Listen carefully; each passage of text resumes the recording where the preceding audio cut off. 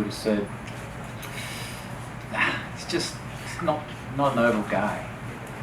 But you are now. But now you probably go, yeah, he's pretty good. He's pretty good, not good enough, but pretty good. Agree, Joseph? Oh yes. It's so difficult to be up here with Will at times, but no, Will is on a serious note. Will is he's a very good speedway driver. He's a good driver all around, but he's gotten very good at places like Pocono and Indy, and I think he had a winning car, I would say, last year, and he drove a winning race in a lot of ways. So if you get it right and you get in that comfort zone as a driver, I think you can have really strong races at types of tracks, and you want to get that everywhere. That's the goal, because we go to so many different types. But sometimes it takes a little longer, to find that happy balance. And for drivers, it's different. Sometimes you pick up to that quicker at certain places other than others. But I think Will's he's a strong 500-mile runner, and it's good to have that too, because then you can kind of look at.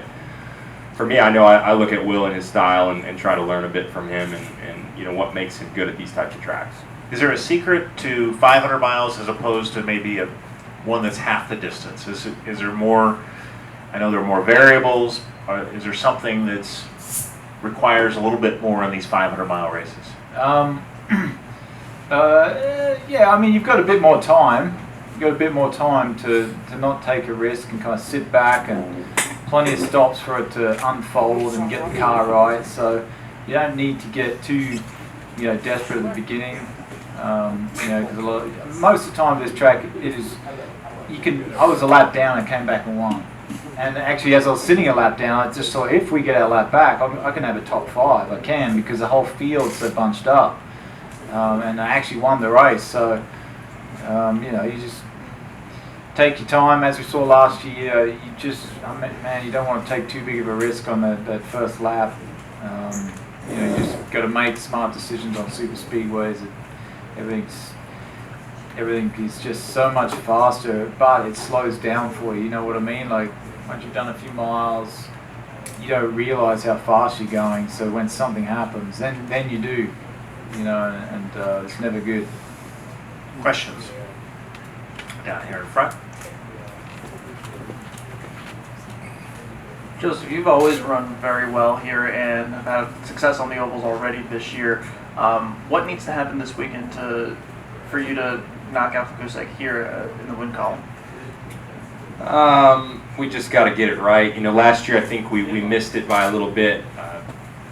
I don't want to put it on time, but we just we kind of ran out of time last year to just nail the setup, and obviously it's a really tight. It's a tight window, because I think Will was in the right place, and you saw that in the race. He was strong, and we were just slightly out of it. And we were just on defense all day last year. Just trying to stay in the top 5. It was really a struggle. But we've also been here, like in 17, and had a strong race car. And I think we've always kind of managed to be there at the end at this race, and that's why we've got good results. But like you said, we don't have a win, so I don't know. I think it will come at some point. It's kind of like Texas, where we've had strong cars there. I felt like we could have won that race, and then finally this year, it all kind of fell into the perfect window to where we were able to do it. So I don't know what it's going to be, but we just got to keep staying close. I think if we keep putting ourselves in position, top 3, top 5, then one of these days we're gonna win this race, and that's all we're focusing on right now.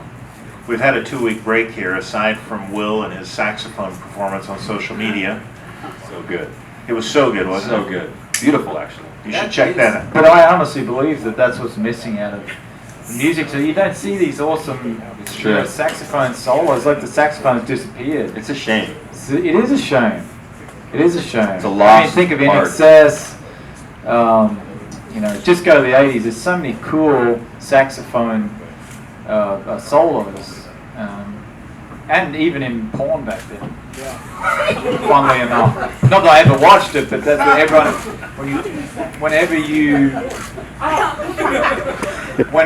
Whenever people talk about it as a joke, they're always like, "Oh yeah, get the sax music out." I don't watch it. Anything else exciting happen on your 2-week break? No, actually, that's why I was doing those videos. There's not much excitement going on, so I kind of had nothing to do. Thank you for that. No, I said I don't look at it.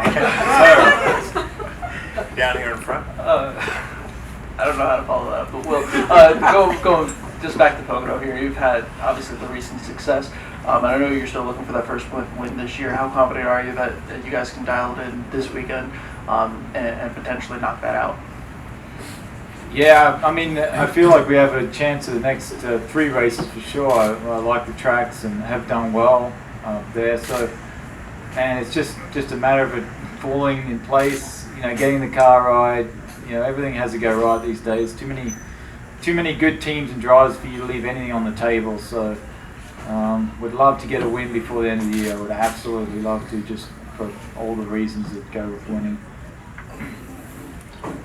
Let's go with Dan. Then Bruce. Joseph, when you won in 2017, Tyler, you were leading the point standings coming to Pocono as well. Did you enjoy the feeling of being out in front, being the guy at Chase, or did you feel like the pressure, any little misstep could erase that lead? I prefer to be in front. I think it's always better to be in the lead because then you can control it more so than chasing. I don't remember how I felt necessarily going into Pocono. I just liked that we were in the points league. That was a good thing, and we've had that pretty much for the most part this year, which has been good. But it can change. I think history can rewrite itself pretty fast. So just because it worked out the way it did in 17 doesn't mean it's going to work out the same way this year. So we've got to stay on top of it. But if you were going to choose, I think you would always choose to be the leader of the championship.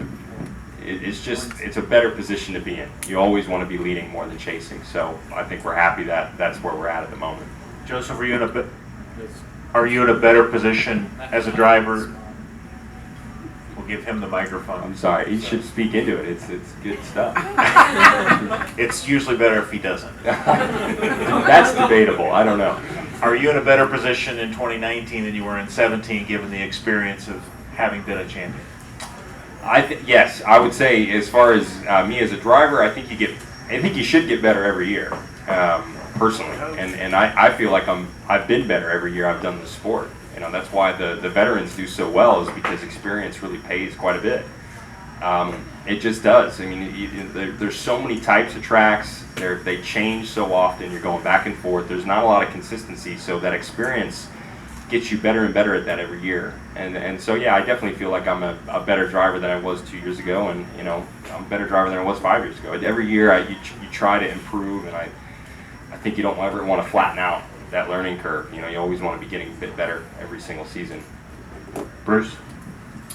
Well, it remains to be seen whether Pocono will remain on the schedule in future years or not. The fact that you've won here, and it's such a difficult, it's not even an oval, it's a triangle. It's such a difficult race course to master. How proud are you to be a Pocono winner in an IndyCar race? Yeah, I love the track. I love it. Obviously, it's always a proud moment when you win a race, but if you win, back-to-back 500 miles, like here, it's a big deal. But it's a cool track. I feel like, the more ovals, the better. For me, I really enjoy them. So it would kind of be disappointing if it went away.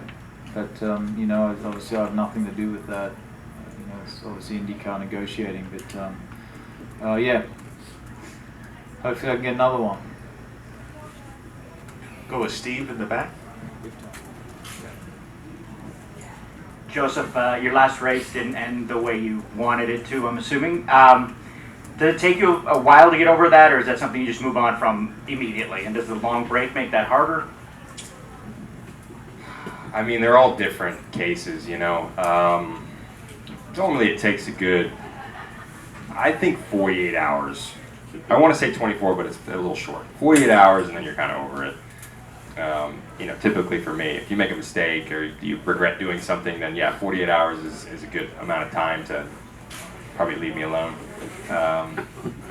It's hard, it's it's a sport that you are competitive at. There's a lot of emotions. There's a lot of care that goes into it from everybody. We don't do this because we just want a paycheck. I mean, we're all here to be competitive and win.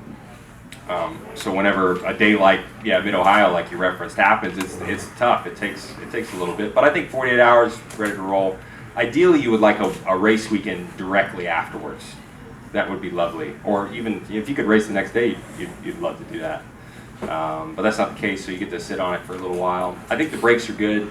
When you get a couple weeks off, and just for me, I like to get away from the racing world. I don't do anything in racing. I'm just at home on completely different things, and it actually helps when you come back.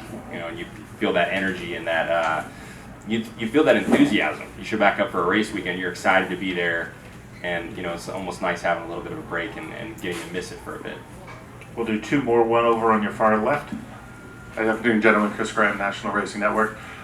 With the entrance of McLaren coming in as a full-time team for next season, with both their history and the current technological things that they can bring, with IndyCar being so susceptible to unintended consequences, what could you see coming from that with seeing a little bit bigger technology companies coming in? Not much. I mean, when I look at all the series around the world, top tier series, IndyCar has the most parity. I can't think of another series that has parity like IndyCar. It's very well controlled, and I think that's what entices teams to come here. Not big teams, but you have some of these low budget teams that can win races, and you really can't say that for any other series in the world. It's very, very well controlled. I think that they're doing that's the right thing to do. Honestly, no one wants to see a superior car win every race. And McLaren obviously has great resources, but they've got to abide by IndyCar rules. So there's not really much they can bring not much technology they can bring to actually improve on what we are already doing here. Yeah, I think at its core, look, McLaren's a racing team, and they're a big technology group as well. They've got different divisions within their corporation and under their umbrella. But when it comes to the core of McLaren, they're racers, and this is going to be a great addition to them to come back to. It's something they've been a part of in the past, and it makes a lot of sense. It will be very different to their Formula One team and what they do over there, but that's not a negative. It's just a different program. It'll be a very pure sport for them, I think, and I think they're going to love it. I think they're going to be, really enjoy being back here, and I know for us, we're going to enjoy having them. It's just good to have, pure racing teams in the sport, and they're absolutely one of the ones at the top of the list. Okay, last one on your left. Question for you both guys. Championship-wise, how much these 3 races in 3 weeks are important, and it's 3 different racetracks, like a triangle, a D-shaped oval, and a racetrack in Portland. I mean, from a championship perspective, obviously a lot can change in 3 races, 4 points. I mean, you just don't know. I mean, it would be, for Josef's position, it'd be just very important to execute and maybe be a bit conservative. I don't know. It depends. But with double points at the end there, you've just got to be, you've got to be within 20 points of the guy, and you can control your own destiny by winning the race. I think you can't really manufacture it. Every race is different, every circumstance is different. You just got to go out there and do the best you can, and obviously if you're leading the championship, you probably think about it a little bit more, playing off the guys that's closest to you, which there actually is 4 legitimate guys in the game. Yeah, I would agree. 4 races to go with double points. There's over 260 points on the table. It's huge. I mean, that's a big swing that can happen, and I think you see it throughout the year. You see these gaps open up, and it's hilarious to read the articles because people will be like, "Oh, the championship, it's wide open now because it got close," and then it would open up again, and people would be like, "Oh, it's only down to 2. These are your 2 front runners," and then it yo-yos all year. So until we get down to Portland probably, and then you leave Portland, you go, okay, where's everyone at with 100 points in Laguna, and who's really in this battle? Then you can start really narrowing in on it. But it's going to change over these next 4 events. you know, one way or another. Maybe someone will rip a gap and it won't be close, or maybe it'll just stay tight and maybe it'll yo-yo a bit. You just don't know what's going to happen, but you've got to maximize each weekend. That's the most important thing. Just get the most out of yourself for each weekend. That's our goal, and then the points are going to shake out how they're going to shake out. Thanks, fellas. Appreciate your time.